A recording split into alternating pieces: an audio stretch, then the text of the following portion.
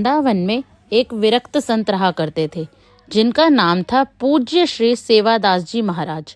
श्री सेवादास जी महाराज ने अपने जीवन में किसी भी वस्तु का संग्रह नहीं किया था।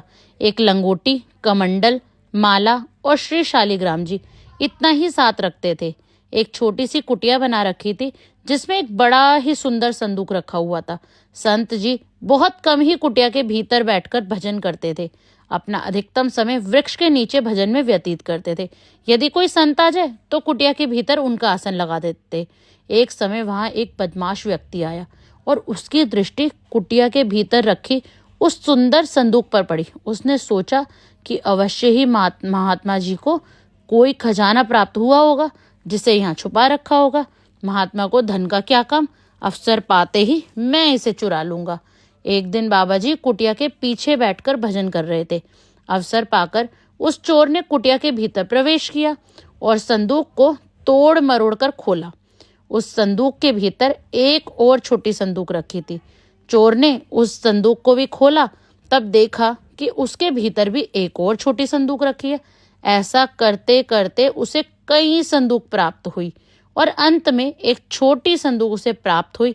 उसने वह संदूक खोली और देखकर बहुत दुखी हुआ। उसमें केवल मिट्टी रखी हुई थी। अत्यंत दुखी होकर वह कुटिया से बाहर निकल ही रहा था कि उस समय श्री सेवादास जी महाराज वहां पर आ गए।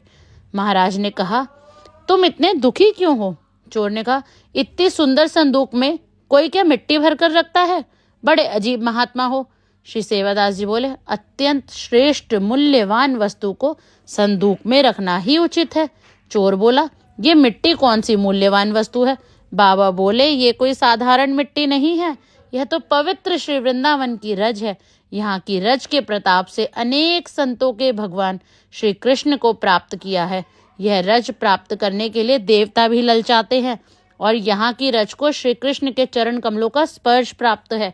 श्री कृष्ण ने तो इस रज को अपनी श्रीमुख में रखा हुआ है। चोर को बाबा की बात कुछ अधिक समझ नहीं आई और वह कुटिया से बाहर जाने लगा।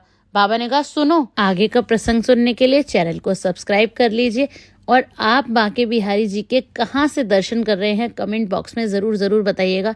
राधे राधे। कुंज बिहारी श्री हरिदास।